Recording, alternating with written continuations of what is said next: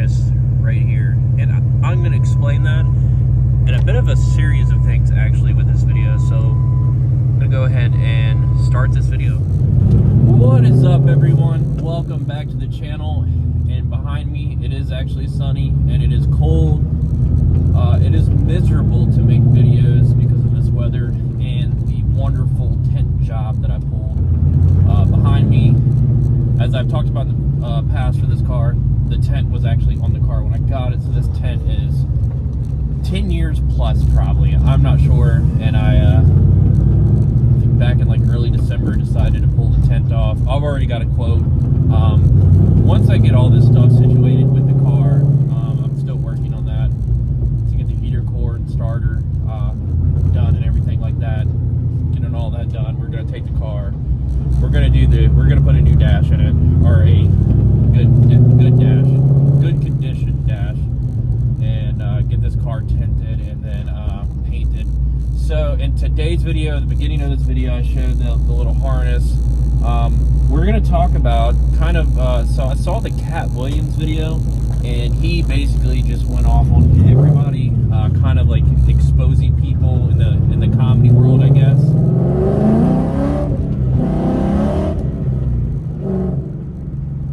And I figured I would do something like that. Maybe, and I'm not exposing anybody or something like that.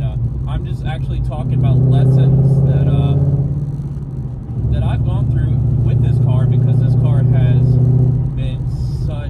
has had plenty of like setbacks or mistakes, and it's not necessarily the car's fault, and it's not necessarily all me either, to the point I do have some responsibility to that with the whole, particular situations in the car. But these are lessons, and I thought in 2024, while people are having New Year's resolutions like Cat Williams is basically just coming clean with everything and secrets and stuff like that, why not do a video like that talking about a little more history of this car? Because the previous video before this one, I basically gave you guys a little rundown about how I ended up with this car and how I've owned it for over 10 years now, basically. So we're gonna do that. And side note, I'm able to start the car with the starter. We figured that out. I've already covered that. But if you're wondering how I'm able to just get up, start the car, drive it, make another video here and there, the starter, I believe, is just overheating, and I think the heater, the starter, is just basically overheated at this point. And once it's cold, it doesn't matter. But once, if I was going to let this car sit and then try to start it again, that's where the issue comes in hand. So I'm actually just taking it to, just driving it around, kind of stretch its legs, I guess, if you want to say. So we're going to get into a few things of owning this car.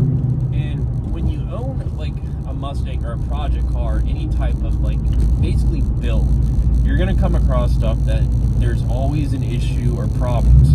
And that's either with, people that you trust, even if you don't know them or not, buying parts for the car, it doesn't really matter. I could definitely say in the journey of owning this car, it has taught me lessons and taught me to who to trust and where to spend the money and to where not to spend the money. And basically, the old saying, pay once, cry once.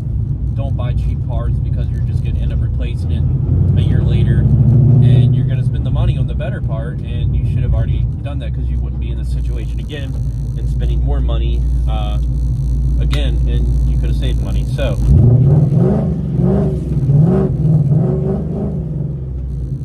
I definitely love this exhaust.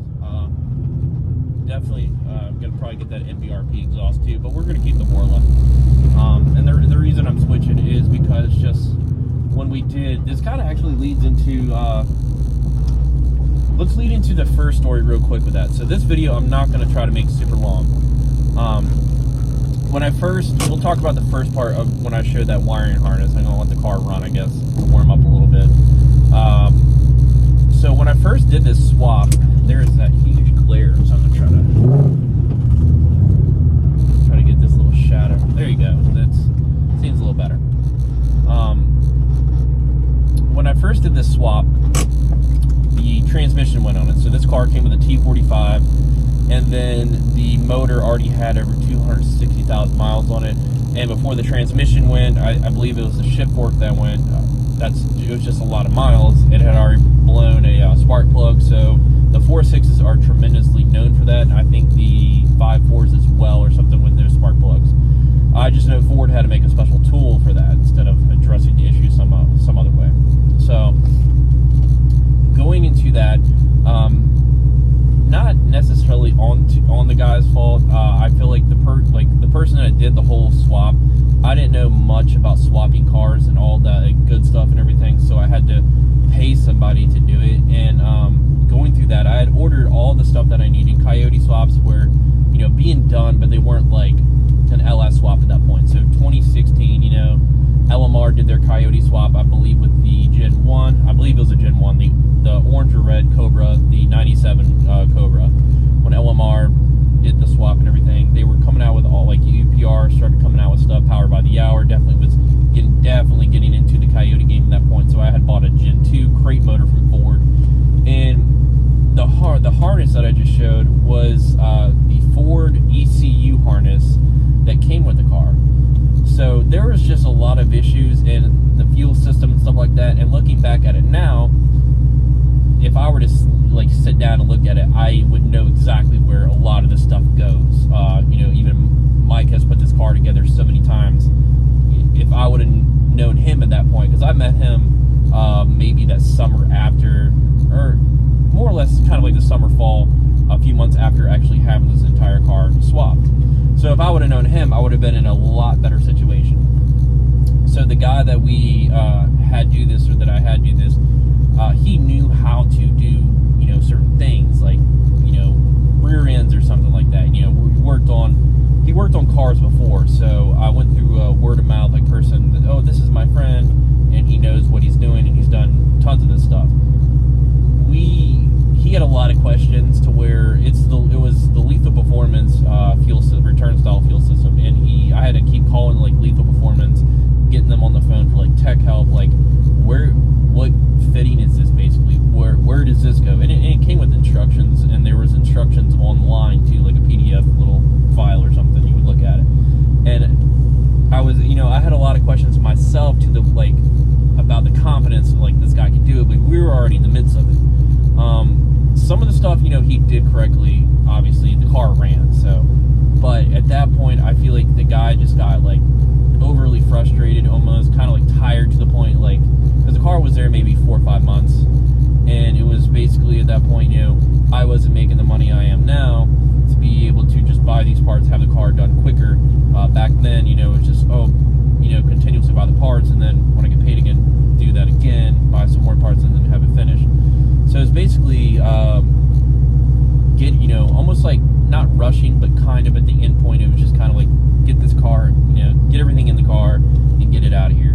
The wiring was horrible. Everything was just, I took it to Mustang Week, we rode with it, and when I drove the car home, because I had the quad tips on, and I luckily found the quad tip. The quad tip, we had to weld on. That quad tip, I was like going down, basically where my neighborhood is, it went downhill and went up, and when I was going down the hill and back up, the driver's side quad tip like fell off, and I heard it. Luckily I heard it, and I found it. It was laying in the middle of the road. Luckily it was at night, so nobody was driving up and down the road as busy it actually is. I got lucky with that. So it's just issues with that, the wiring, and that harness. He cut a lot of the wires for the AC, so that's why I didn't have AC for the longest time. And plus the Coyote kits at that point didn't really have AC kits set up until a couple years later. I believe they started, people were figuring out how to do it. The tachometer didn't work, but that basically wasn't on him. People were struggling not struggling, but really weren't, aggressively diving in to make the tachometer work until, people at home or something were figuring it out. So it was just, that was a lesson I learned about, like, almost like paying somebody. You don't know the situation, but at the same time, there were telltale signs of like, hey, this guy, we thought he figured this out. Maybe he's just used to carburetors. I don't know. But the finished product was not worth the money spent, but luckily ended up in better hands after that. I had to have somebody else basically do almost like a wire touch. So basically, the last thing I'll mention with this story is how the battery is in the trunk of the car. The UPR battery kit. They have maybe like a power wire this long or whatever for like, that's all you need. The battery's there. A lot of the times I wasn't there for the car, like to see the car progressively get done. I would just show up when I could after work or something and kind of like fiddle and work as much of the stuff that I knew how to do or help out. That wire was ran from the trunk for some odd reason all the way through the car or under the car, I believe, up here, and then routed back. So it was basically like he went out, bought another cable, and ran it from there back up to here, connected it again somehow, and ran it back to me, which was, Mike found that out, and it was just like, why? So this is like the second go around when we were doing the Coyote swap or whatever at Mike's 2 years ago or so, before the original Gen 2 motor died.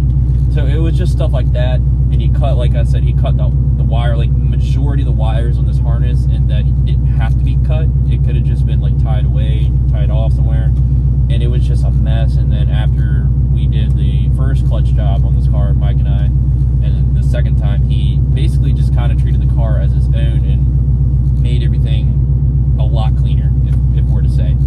So the second thing is trusting people. I bought a T3650, I believe, after the first one with the Gen 2 went. I think it had bad synchronizers from what I remember. I trusted the guy, $400, and went to put it in, did all the work to put it in, and the clutch wouldn't disengage. And come to find out, Mike and I thought, that maybe something went wrong. Something was wrong with the clutch, or maybe something wasn't installed correctly. Pulled the drive shaft out. Strawberry milk substance came out, and that transmission had been sitting in water or next to the garage maybe or something at this guy's house. I don't know. Maybe the guy knew it was a bad transmission. He was just like trying to dump it off on somebody, and I didn't check it. I was basically just trusting this guy. $400 is still a lot of money, but at this point it's just like, whatever, $400. But it was too late about that point. So bad transmission, should have checked it. That was definitely on me. And the first situation was, I'm not going to mention any names, but I don't even really care if you saw this video or not. This was years ago when the 4.6 was actually still in the car.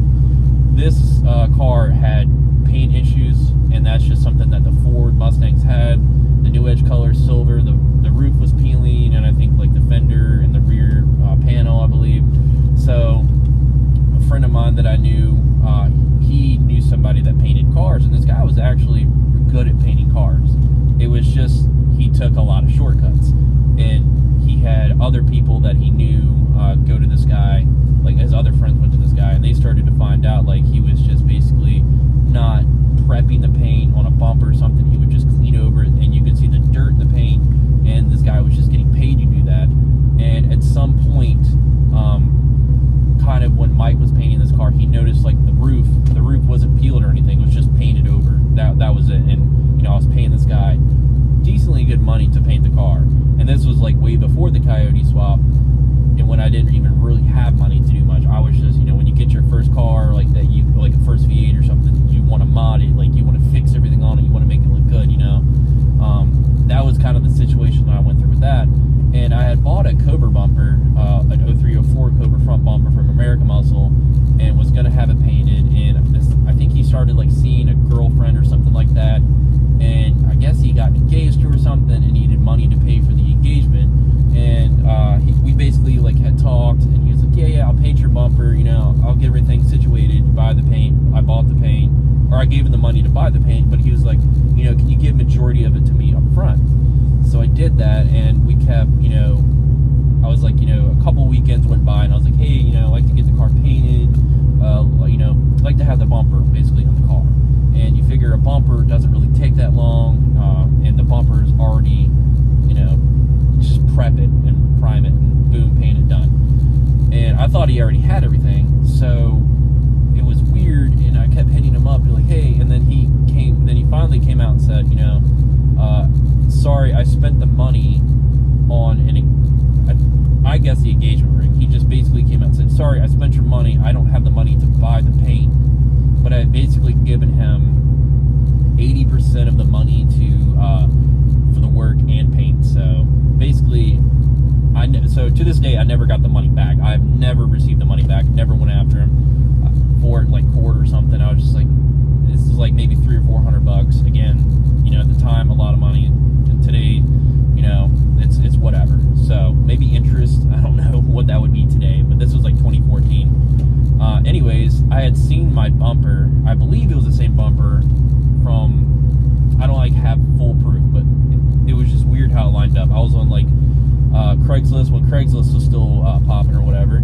I happened to see, just scrolling through Mustang parts, and I had seen a bumper listed, and I clicked on it, and it looked like my bumper, brand new bumper, unpainted, and basically like the packaging that American Muscle sends the bumpers in. And then later that day, I had seen it removed, so I tried to hit up the dude, and the bumper ended up because he was moving houses, so it played out weird.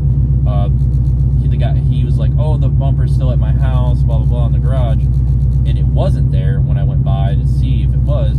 The bumper somehow ended up at his dad's house, behind his dad's house, and then I went there, tracked it down, and was like, hey, you know, I'm just here to get the bumper. It is what it is. And his dad was like, oh yeah, it's around the back, you know. I think my son will have it painted or whatever. And I was just like, you know, went along with that. And I was just like, yeah. And then a course of maybe a week or so went by, and he would message me. He's like, you know, I don't have the money, but you know, if you want to bring me that bumper, I can paint it for you. If you just want to, you know, buy the paint, and then I won't charge you for the labor.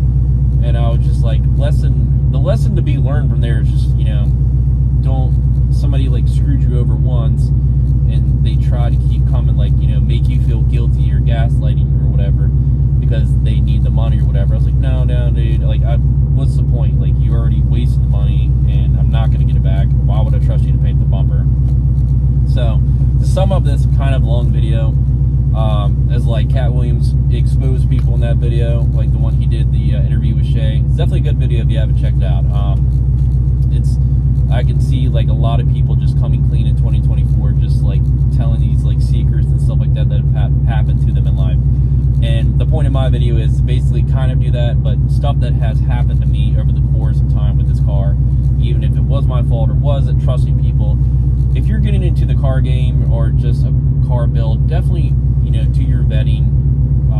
Don't spend the money with somebody that you don't trust. You know, at least have that person that you know, maybe have some verification or feedback upon that person, because you don't want to spend money and then be like in the situations I have and wish you had that money back, or just situations that are such headaches, because it happens to the best of us. And car projects, they always have they never go easy, basically. So I hope this was kind of an entertaining little story for you, video for you guys. I appreciate you stopping by to check it out. Make sure to learn from these lessons going forward.